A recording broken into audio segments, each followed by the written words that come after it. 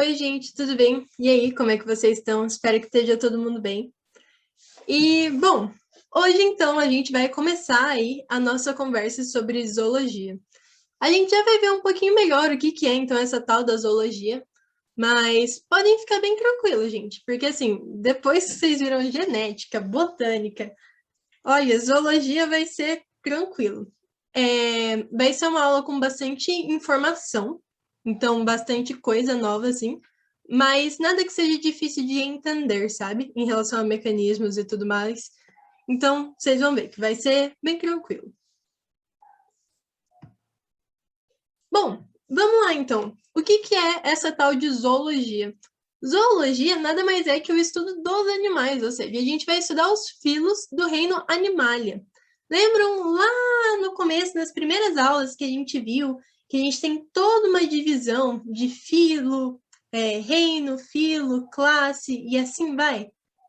A gente já estudou o reino Monera, as bactérias, já estudamos as plantas, e agora então a gente cai no reino dos animais, o reino Animalia. Vamos estudar os animais. Gente, ele vai ser um reino muito diverso. Pensa só, você, o cavalo, a minhoca, vocês são todos do mesmo reino. Então, o que vai amarrar todo mundo? Como é que a gente vai pegar toda essa diversidade e colocar eles na mesma classificação? Bom, as características que vão unir todos os animais estão exatamente aqui, olha. Todos eles são seres pluricelulares, ou seja, tem mais de uma célula, eucariontes, células eucariontes, e heterótrofos, ou seja, nenhum animal consegue produzir o próprio alimento. Todos os animais vão ter nutrição externa, eles têm que conseguir o alimento deles de algum lugar. E aí, outra coisa importante que vocês vão ver que muita coisa no reino animal, em todos os filos, quando a gente for ver, uma coisa que acaba ligando todo mundo é a fase embrionária. Então, aqui, na fase embrionária, todos os animais têm presença de blástula, certo? Então, vamos lá.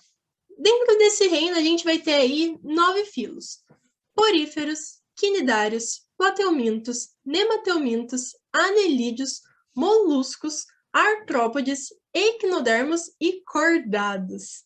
A gente vai entrar aqui nos cordados, lá no final. Mas, antes disso, a gente tem que passar por tudo isso aqui. Então, na aula hoje, a gente vai chegar ali até os anelídeos, certo? Vamos começar, então, conversando sobre os poríferos. Afinal, então, quem são os poríferos? Aí, o nosso primeiro filo do reino Animalia. Os poríferos nada mais são do que as esponjas. As esponjas, elas não possuem tecidos verdadeiros. O que isso quer dizer? Lembra lá na fase embrionária, quando a gente tem a divisão dos tecidos do embrião? Os folhetos embrionários? As esponjas, elas não vão ter. Elas vão ter uma fase ali de blástula, e ali elas param, elas não vão se desenvolver depois disso. Por isso, elas não têm tecidos verdadeiros, certo? Elas vão ser o único filo do reino Animalia que não tem tecidos verdadeiros. Vamos lá. As esponjas são animais aquáticos, a maioria é marinha, e elas vivem fixas num substrato, ou seja, elas ficam grudadinhas ali no substrato. Elas têm poros, então são animais filtradores, elas vão puxar a água para dentro delas. E essa água que entra, ela vai carregar duas coisas para elas: oxigênio e partículas alimentares. Então vai ser através da água que as esponjas vão tirar o oxigênio delas e o alimento. Então a água que está entrando leva esse alimento e oxigênio, e a água que sai delas vai levar o gás carbônico e os restos metabólicos delas. E esse fluxo de água, então, para a água entrar por essa esponja, ele vai ser mantido por um tipo de célula que chama coanócito. O coanócito, ele é uma célula, a gente vai ver ela no próximo slide, mas ele é uma célula que ele tem um flagelo, então ele que vai realizar esse movimento da água. E aí que uma coisa sobre as esponjas, elas são assimétricas. O que quer dizer assimétrico? Vamos lá, pensa comigo. Deixa eu pegar aqui. Eu tenho isso aqui. eu tenho isso aqui. E eu tenho isso aqui. Ok, eu tenho esses 3 formatos aqui. O que quer dizer que alguma coisa tem uma simetria radial? Uma simetria radial é quando eu posso cortar assim, olha. Se eu cortar aqui, aqui, aqui, aqui, se eu cortar ela como se fosse uma pizza, todas as partes vão ser iguais. Quando eu corto como se fosse uma pizza e todas as partes saem iguais, eu digo que isso é uma simetria radial. Beleza? Radial. Nesse caso aqui, minha simetria ela já não é radial. Ela é aqui, olha. Bilateral. Por que bilateral? Quando eu corto no meio, um lado fica igual ao outro. Eu consigo cortar igual pizza aqui e deixar todo mundo igual? Não consigo. Ele não tem uma simetria radial. A simetria dele é bilateral. E a gente tem esse carinha aqui, que se eu cortar aqui, os 2 pedaços vão ser diferentes. Se eu cortar aqui, vai ser diferente. Não importa onde eu corte, as minhas divisões vão sempre ser diferentes. É isso que a gente chama de assimétrico, ok? Porque, independente de onde eu cortar, os lados não vão ser iguais. E deixa eu apagar aqui.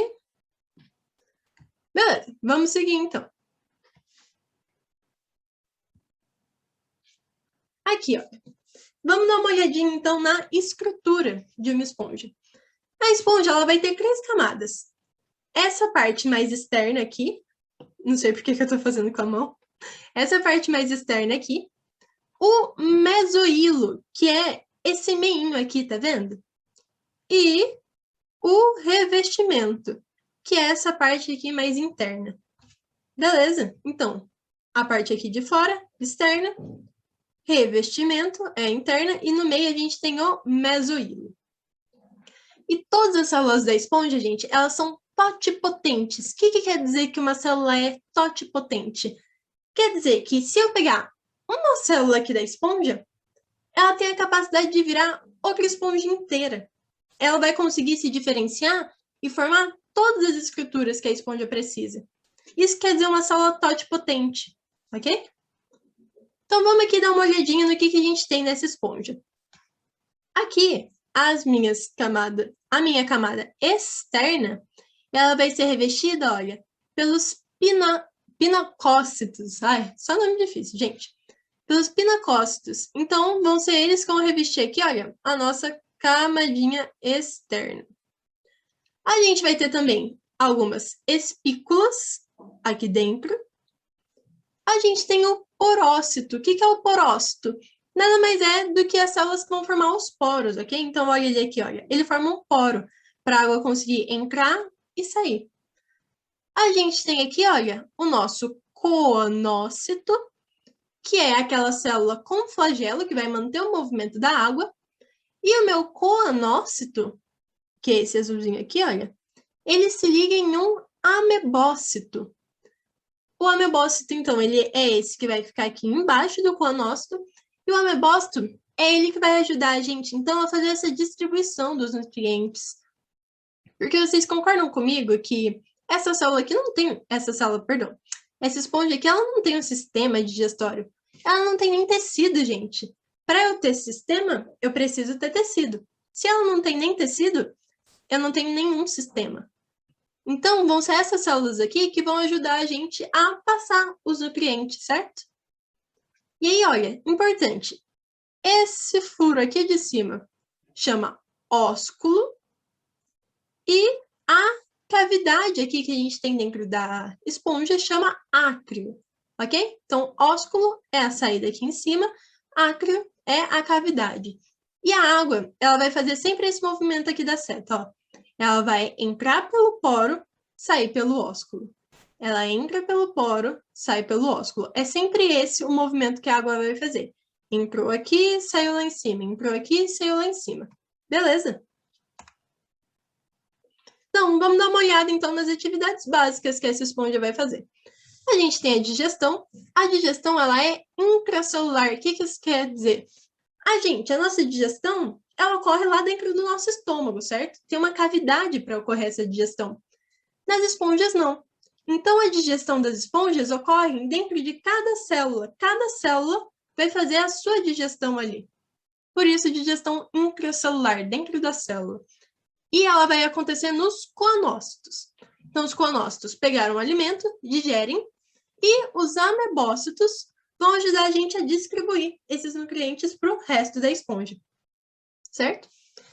E a respiração vai ocorrer por difusão simples. Então, a água que está carregada de oxigênio entra, o oxigênio passa para as células, solta o gás carbônico e a água leva o gás carbônico embora. Entendeu? Então, nesse movimento da água entrar lá, é quando ocorre a troca gasosa por difusão. E aí, aqui, para salientar de novo, a gente não tem sistema nelas. Esponja não tem sistema, esponja não tem nem tecido, quem dirá sistema?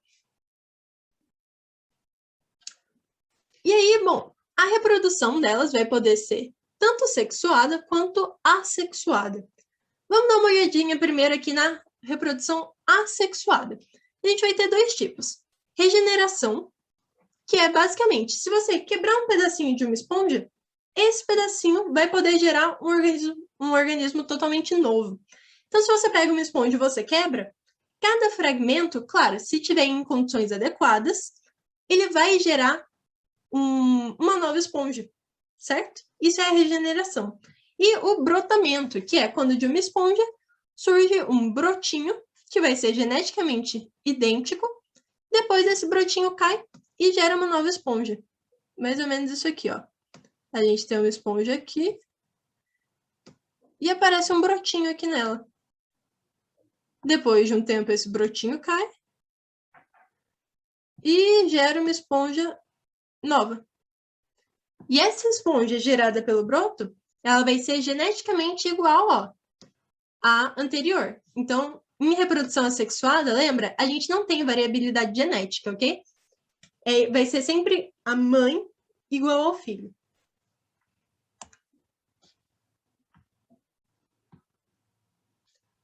Ok. A gente tem também a gemulação. O que é a gemulação? Ela vai acontecer ali, na verdade, nas esponjas de água doce, ok? Porque nas esponjas de água doce, elas podem acabar enfrentando grandes períodos de seca. Então, quando elas estão nesses períodos de seca, para se proteger, para garantir que elas vão conseguir manter a sobrevivência da população, elas formam gêmulas. O que são gêmulas? É tipo um envelope ali, que ele vai ser um pouco mais rígido e ele protege essas células. Essas células começam a se multiplicar, ficam guardadinhas lá dentro.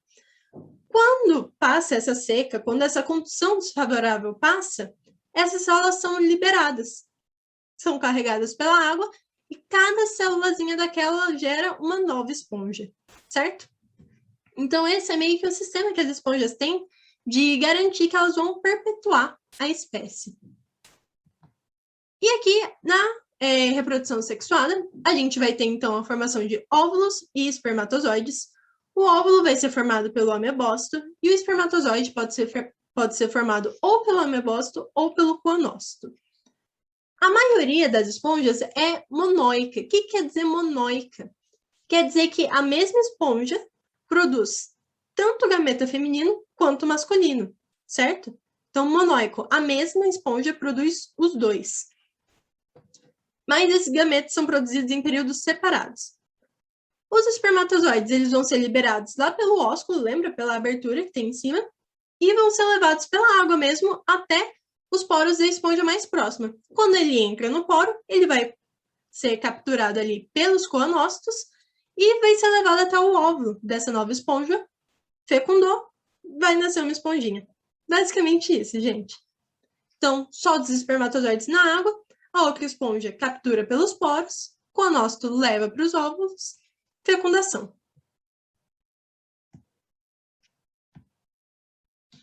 Aqui. A fecundação, ela é interna. O que isso quer dizer? Ocorre dentro ali do corpo da esponja. Ela é interna. E o zigoto, ele vai ser uma larvinha flagelada que consegue nadar.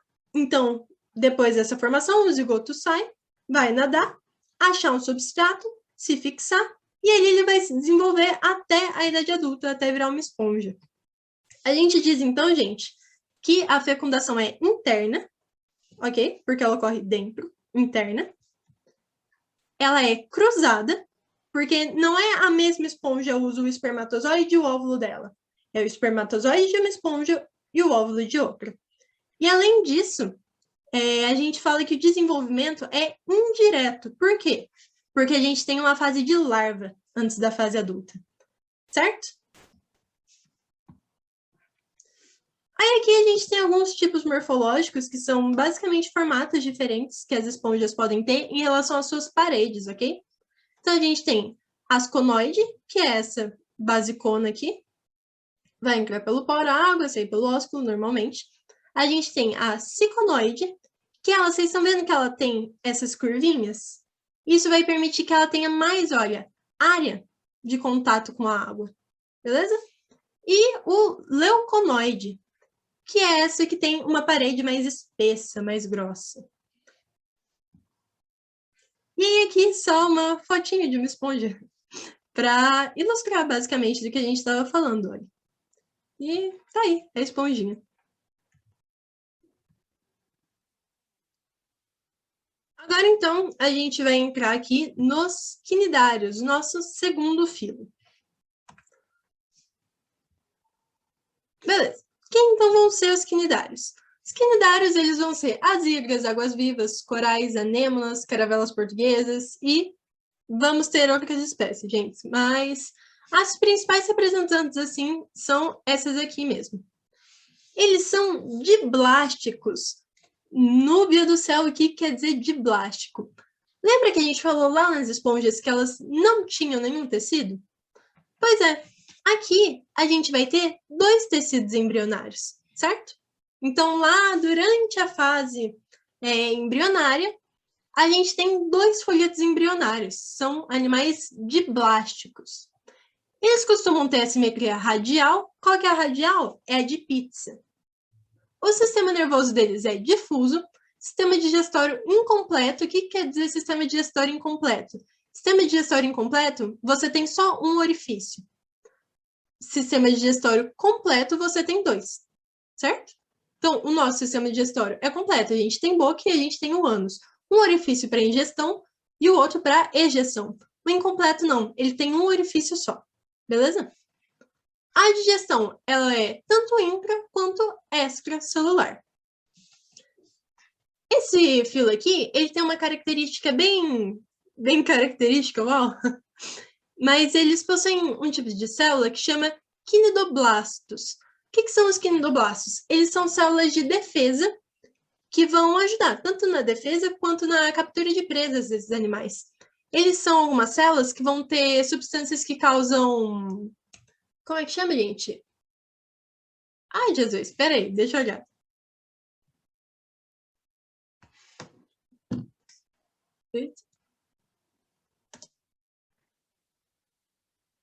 Urticantes. Substâncias urticantes. Então, substâncias que vão causar irritação, certo? Na pele. Tanto nossa quanto de outros animais. Então, por isso que vai ajudar elas a capturarem as presas. E aí, vamos lá. Bom, tipos morfológicos. A gente tem basicamente dois formatinhos que esses animais que os quinidários podem ter. Pólipo. O que é o pólipo? Ele é um céssio. O que quer dizer céssio? Não se move, está fixo ali no substrato. Eles geralmente são fixos, mas a gente tem uma exceção, que são as ígreas, que elas podem se movimentar através de rolamento. Então, elas vão rolando. Eles são cilíndricos, têm a base ligada a um substrato. Quem são eles? Ígreas, anêmonas do mar e coral, certo? Os tentáculos desses pólipos, então, eles vão ficar para cima, certo? Porque a gente tem eles fixos e os tentáculos viradinhos para cima. Pensa na anêmona lá do Nemo. E a gente tem as medusas. As medusas vão ser organismos livres e nadantes, ou seja, livres, elas não estão presas em nenhum lugar, elas não são fixas. Elas têm uma forma de sino, é uma forma meio assim, olha. Aqui, sino. A abertura do sistema digestório está na parte inferior, então fica embaixo a abertura do sistema digestório. E sua mobilidade se dá por jato propulsão. O que isso quer dizer? É como se a água entrasse no corpo dela, ela espelha a água e vai para frente. Então a água entra, eu puxo a água, a hora que eu expilo a água, vou para frente. É assim que elas se movem. E são, gente, as água-vivas, as caravelas portuguesas. Na água-viva, você consegue visualizar bem a mobilidade, porque é exatamente isso. Ela vai fazendo um movimento assim, justamente por isso. Ela está expelindo a água, e quando ela expele a água, isso empurra ela. Beleza? E muitas das espécies, elas vão apresentar as duas formas. Então, elas vão ser pólipos e medusas, dependendo da fase da vida, certo? Então, às vezes, ela começa a vida como um pólipo, depois se torna uma medusa, e assim vai variar de espécie para espécie. Bom, a reprodução, elas também vão apresentar a reprodução tanto sexuada quanto assexuada. Vamos começar aqui, então, pela assexuada. A gente tem o brotamento, do mesmo jeito que a gente viu lá nas esponjas, ok? Eu tenho um broto, esse broto cai, gera um novo organismo. Ou a escrobilização. O que é escrobilização? É essa que a gente tem aqui na imagem, olha. Vocês estão vendo que aqui eu tenho um pólipo?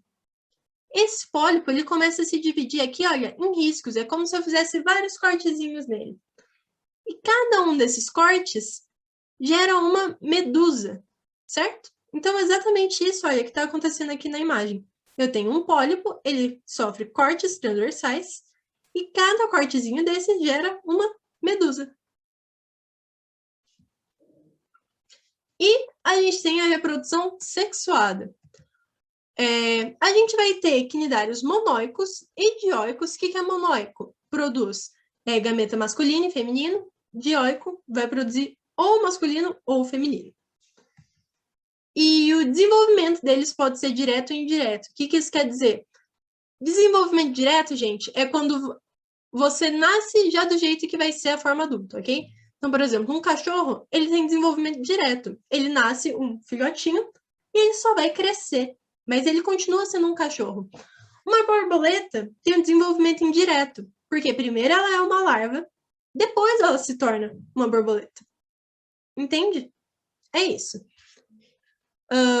E basicamente, o que vai acontecer? A gente tem a troca de gametas na água, e a fecundação pode ser interna ou externa. Então, olha aqui, a gente tem uma medusa adulta, ela libera um óvulo, esse óvulo vai se encontrar com os espermatozoides de uma outra medusa, esses gametas se juntam, formam uma larva, a larva se torna um pólipo, o pólipo vai se dividir por reprodução assexuada, gerando uma outra medusa, e aí essa medusa fica adulta, gera gameta, e assim vai, gente. É esse o ciclo. O ciclo em si ele vai variar bastante de espécie para espécie, mas se a gente for deixar o mais genérico possível, é isso. E aí a gente tem a classificação. Então, dentro desse filo, a gente tem as classes. São 3 classes: Hydrozoa, Scyphozoa e Anthozoa. Então, vamos lá. Hydrozoa são as hidras e a caravela portuguesa, certo? Scyphozoa é quando a gente tem alternância de geração. O que isso quer dizer? A gente tem tanto pólipo quanto forma de medusa, ok? Acontecem as duas formas ali durante a vida. Mas as medusas delas são mais desenvolvidas. É o caso das águas-vivas. E o Anthozoa são as anêmonas do mar, os corais e as gorgônias. São aqueles que só têm forma de pólipo, então são aqueles sésseis que ficam fixos ali. Beleza? Aí aqui, olha, tem só uma imagem para vocês, ok? Aqui a gente tem uma hidra, uma anêmona, uma água-viva e uma caravela portuguesa, certo? Essas duas aqui são medusas, vocês podem ver que os tentáculos ficam para baixo, elas são nadantes. E essas duas aqui são pólipos, por quê? Ó, elas ficam fixas aqui no substrato, olha os tentáculos delas para cima. Certo, gente? De quinidários é isso. Então, ó, uma diferença importante, então, que a gente viu. As esponjas, elas não tinham tecido. Os quinidários já vão ter 2 tecidos embrionários. E aí a gente entra, então, agora nos plateumintos. O que são os plateumintos? A gente, basicamente, vai ter 3 filos de vermes, ok? Os plateumintos, os nemateumintos e os anelídeos. Dentro desses filos, o que diferencia um do outro? Bom, vamos lá. Os plateumintos, eles vão ser os vermes de corpo achatado, ok? Então, é literalmente isso, gente. Vocês vão ver que eles, como se eles fossem largos assim, mas fininhos. Como se você realmente pegasse e esmagasse ele.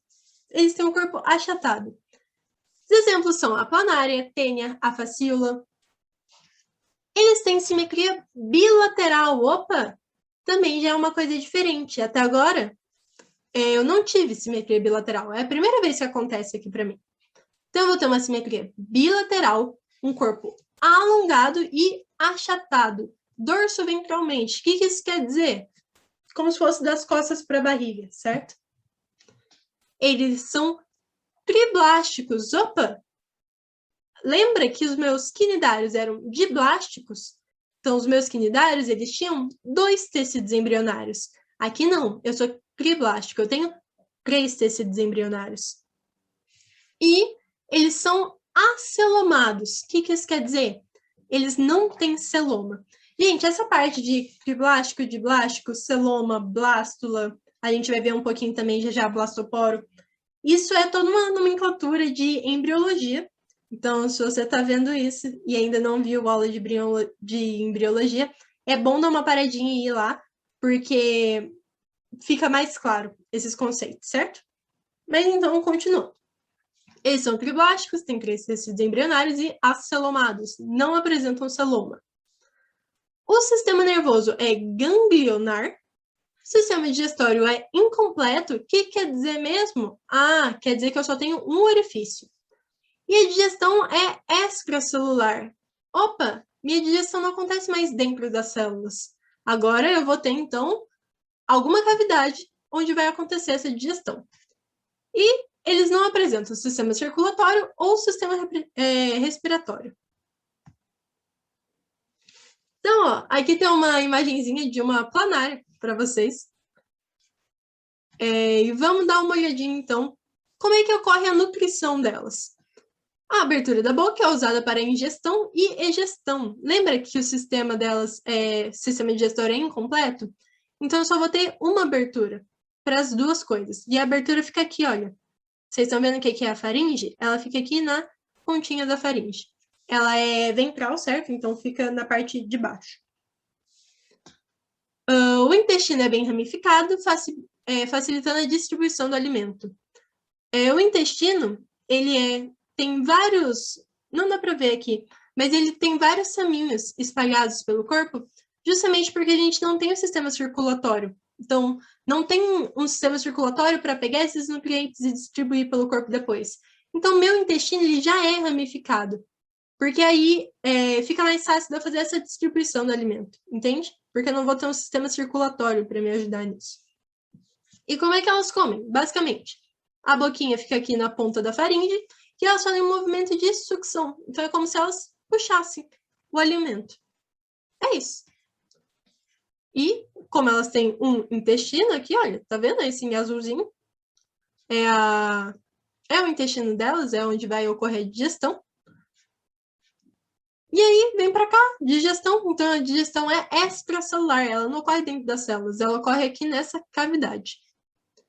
O sistema nervoso, ele vai ser formado pelos gânglios e pelos nervos periféricos. Então, eu tenho os meus 2 gânglios aqui, olha, são esses em amarelo, e os meus nervos periféricos, que vão levar as informações lá para o final. Beleza? Esses ocelos, eles são como se fossem olhos. Então, eles são olhos no sentido, gente, de reagir à luz, ok? Mas a gente não vai ter formação de imagem numa planária, entende? Então, os olhos dela, eles reagem à luz, são fotossensíveis, mas a gente não tem formação de imagem, porque a gente não tem um sistema nervoso desenvolvido o suficiente para isso. Nas espécies de vida livre, ou seja, que vive aí solta pelo mundo, a respiração é cutânea. Então, a respiração ocorre aqui, olha, pela pele. Troca gasosa pela pele por difusão simples. Nas espécies parasitas, então, um parasito que ele vai estar vivendo dentro do corpo de outro animal, ele não vai conseguir fazer essa respiração cutânea, né, gente? Nesse caso, os parasitas, eles vão ter respiração anaeróbia, certo? Vai ser fermentação. E a excreção é realizada pelas células flama. São células que elas vão ter pequenos poros ali na pele, e a excreção vai ser pela pele mesmo, por meio de pequenos poros. A gente não tem um sistema excretor.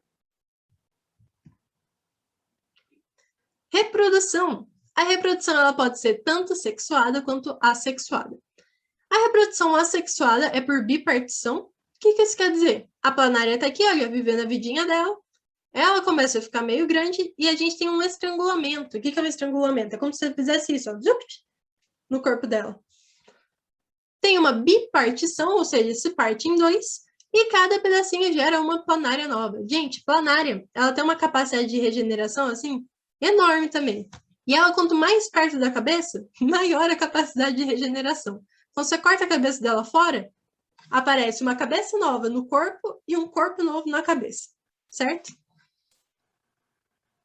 E lembrando que quando a reprodução é assexuada, eu não tenho variabilidade genética. Então, os organismos são geneticamente idênticos.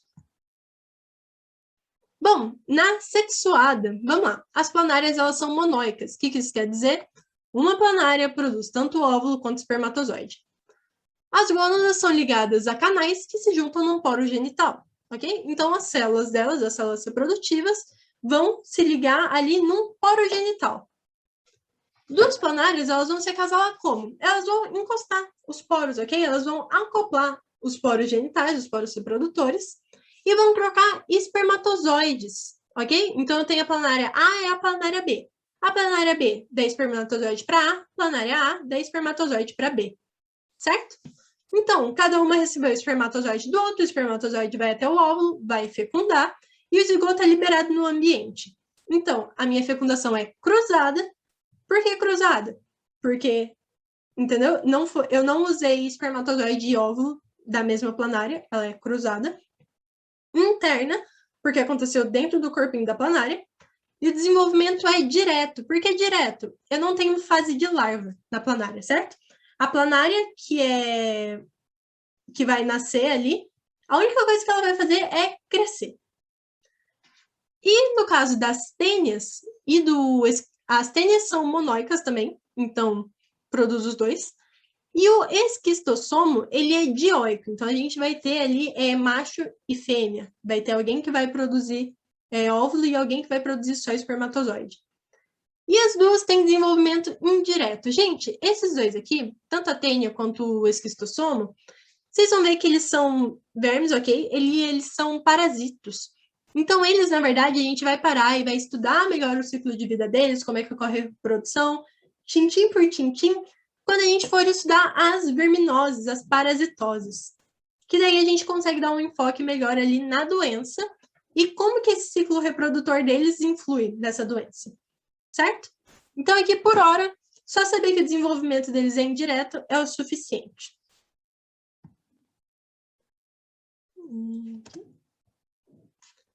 Só um minuto que minha bateria vai acabar.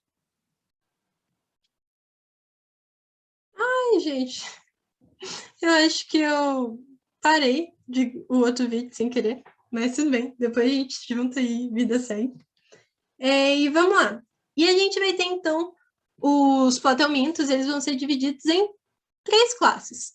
Os tubelários, que são um platelminto de vida livre. O que quer dizer vida livre? Quer dizer que ele não parasita ninguém. Ele não precisa de ninguém ali para viver. E eles vão ter epitélio ciliado. O que isso quer dizer?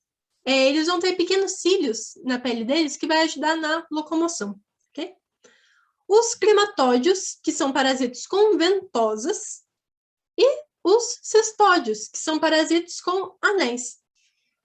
E aqui nos crematódios a gente tem o esquistossomo e a facíola.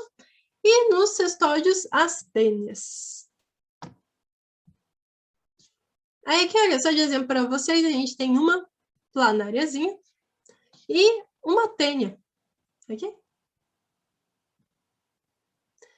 Certo, nossa próxima aí filo são os nemateumintos. Os nemateumintos, então, eles vão ser vermes de corpo cilíndrico e não segmentado. Então, opa, os meus plateumintos, eles eram achatados. Esses não, eles são cilíndricos. Vocês vão ver que é assim um tubinho mesmo. Eles têm simetria bilateral e um exemplo deles são as popularmente conhecidas como lombrigas. Eles são triblásticos, então tem 3 tecidos embrionários e pseudocelomados. Opa! Agora, eu ainda não tenho um celoma completo, mas eu tenho um pseudoceloma. Vamos lá. Eles possuem sistema digestório completo. Agora eu tenho um sistema digestório completo. O que isso quer dizer? Eu tenho um orifício de ingestão e um orifício de digestão. E a minha digestão é extracelular. A digestão vai ocorrer numa cavidade. Eles não têm sistema circulatório nem respiratório. O pseudoceloma, ele vai ajudar ali no transporte de materiais, ok? Já que eu não tenho sistema circulatório, o pseudoceloma vai dar uma ajuda nisso. E ele vai atuar também como se fosse um esqueleto hídrico. Então, ele vai ajudar ali a manter o formato do corpo. Vamos lá. A nutrição. O meu sistema digestório, ele é completo, então eu vou ter aqui, olha, uma boca e um ânus. E a digestão é extracelular. Vocês estão vendo que eu tenho aqui, olha, toda uma cavidade? É aqui nessa cavidade que vai ocorrer a digestão. O sistema nervoso, ele vai ser formado por um anel nervoso e cordões de nervos longitudinais. O que isso quer dizer? Vocês estão vendo aqui, olha, esse anelzinho azul? Esse é o meu anel nervoso. E daqui vão sair vários, nervos, ok? Tanto para cima quanto para baixo. Então, nervos longitudinais. A respiração é cutânea, então, do mesmo jeito que acontecia nos plateumintos, a respiração vai ser pela pele. E, no caso dos parasitos, que não vão ter, assim, não vão estar no oxigênio, essa respiração vai ser anaeróbica, então vai ser por fermentação. E a excreção vai ocorrer por um ou dois canais ligados a um poro excretor. Então, a gente tem um poro excretor, que não está mostrando aqui na imagem, e aí a gente vai ter 2 canaizinhos que vão ligar e lançar as excretas por ali, por esse poro. Vamos lá, reprodução. Aqui também uma coisa nova. A gente já não tem mais reprodução assexuada. A nossa reprodução ela é obrigatoriamente sexuada. Então, eles são normalmente dioicos. O que isso quer dizer? Eu tenho alguém que produz gameta masculino, alguém que produz gameta feminino. As gônadas, elas ficam lá no pseudoceloma e por canais se ligam no poro genital. E aqui, gente, a gente também vai ter uma coisa nova, que é um dimorfismo sexual. O que é um dimorfismo sexual? O leão, ele é igual a leoa, fisicamente? Não é. Quando a gente tem características físicas, características morfológicas, que diferem macho de fêmea, a gente chama isso de dimorfismo sexual, ok? Aqui é a primeira vez, então, que a gente vai ver um dimorfismo sexual. Os machos, eles vão ter a extremidade posterior encurvada, então o rabinho deles vai fazer uma vírgula, e as fêmeas não. Perto lá da abertura genital, o macho ele vai ter 2 espículas, que são estruturas que vão ser introduzidas no orifício genital da fêmea durante ali o acasalamento. O desenvolvimento do zigoto é indireto. O que isso quer dizer? Eu vou ter uma fase de larva. E aqui, ó, então, só para vocês verem. Aqui é a minha fêmea, estão vendo que ela é retinha? O poro genital tá aqui. E aqui é o meu macho. Agora dá para ver o poro excretor, ó. Aqui é o meu macho. Meu macho, ele não é retinho, ó. Ele faz uma curva aqui na extremidade posterior. E aqui é onde eu tenho as espículas. Então, essa espícula aqui vai se ligar lá no poro genital, igual tá aqui. E aí, fecundação e o desenvolvimento ele vai ser indireto. O que isso quer dizer? O meu zigoto ele vai ter uma fase de larva. Aí aqui, olha, para vocês verem, a gente tem uma lombriga. Aqui, olha, dá para ver que é o macho, porque eu tenho a curvinha, e aqui é a fêmea, porque ela é retinha. E aí, por último, mas não menos importante, os anelídeos. Então, quem é que vão ser os anelídeos? Os anelídeos, eles vão ser os vermes segmentados. Então, eles têm uma segmentado, gente, quer dizer que eles vão ter vários anéisinhos pelo corpo deles. Dá pra...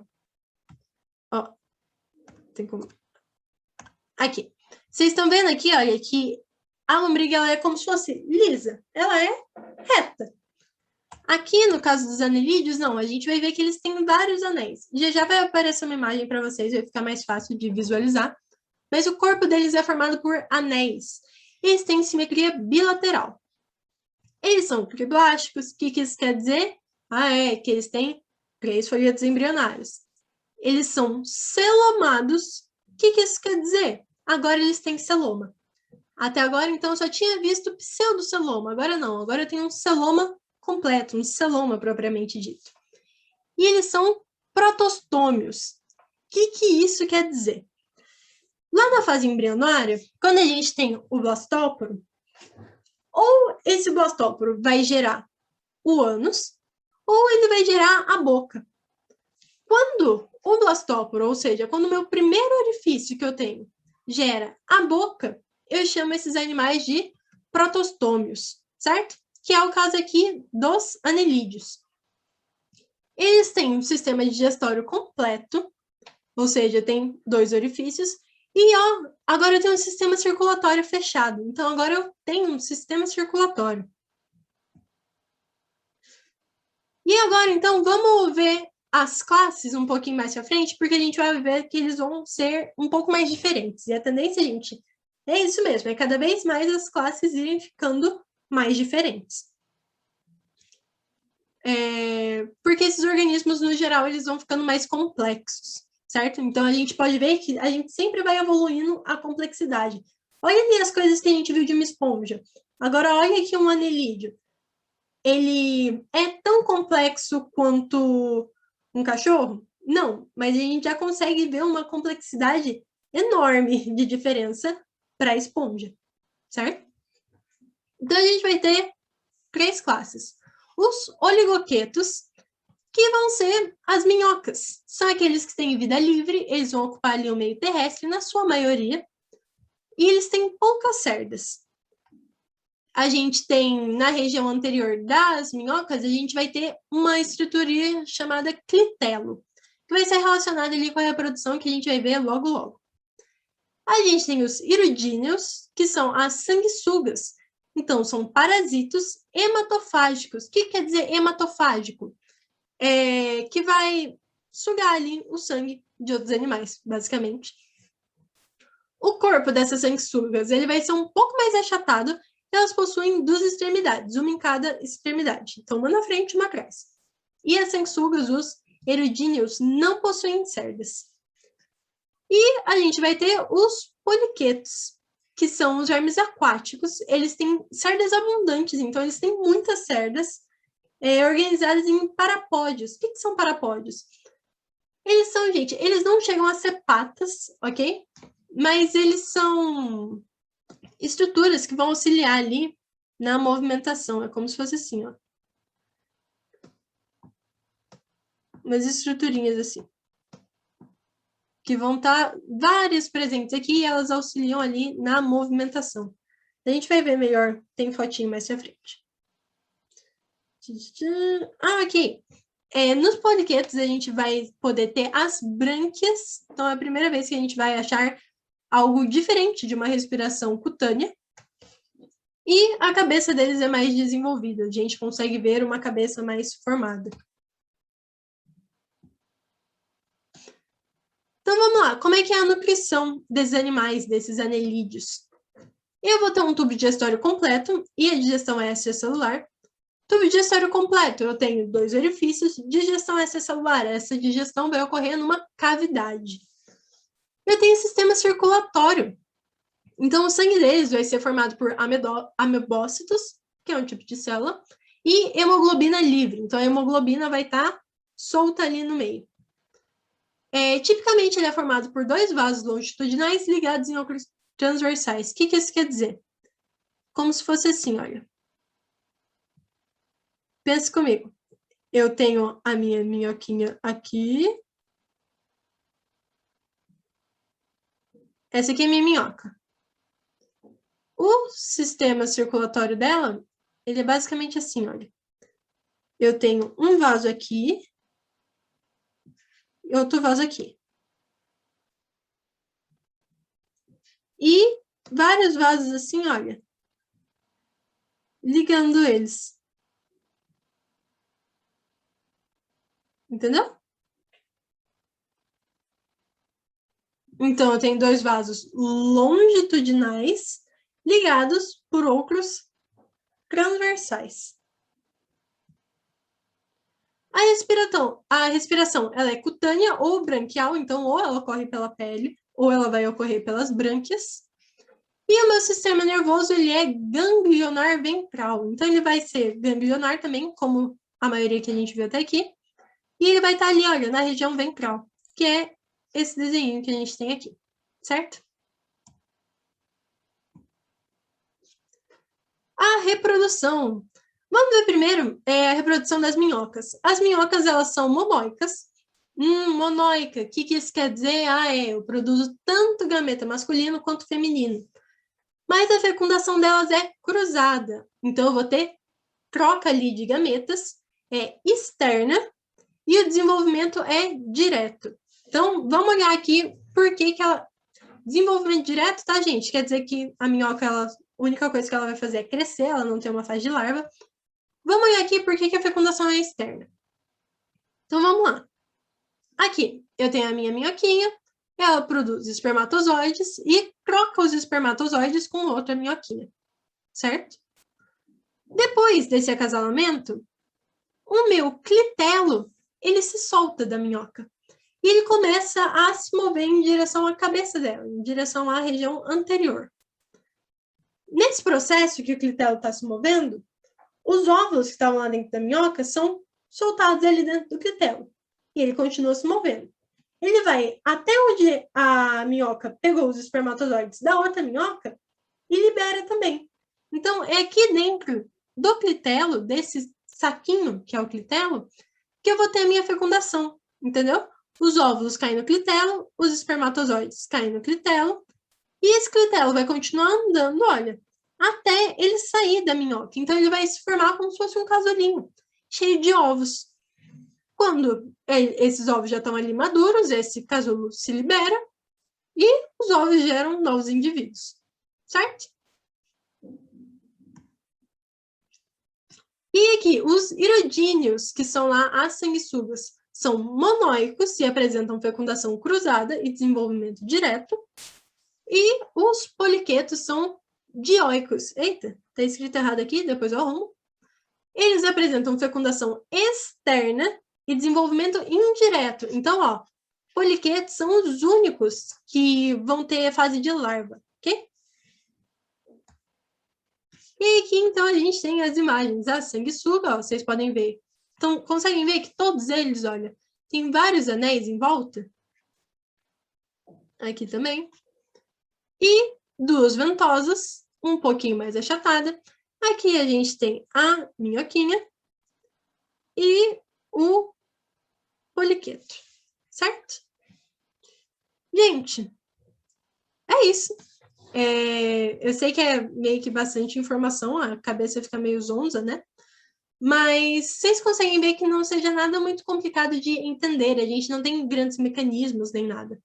É mais mesmo uma questão de tentar salientar o que muda de um filo para o outro, certo? Então, se for para gravar alguma coisa da aula, faz isso, olha, pega um representante forte de cada filo e tenta salientar aí na sua cabeça o que muda de um filo para o outro. É basicamente isso que vocês precisam. Gente, muito obrigada pela aula, obrigada pela paciência, obrigada pelos ouvidos. Já já eu solto os slides lá no Classroom. Vocês já sabem, qualquer dúvida é só perguntar, pode deixar nos comentários do vídeo, pode falar no Classroom. E é isso, gente. Muito obrigada e vejo vocês na próxima aula.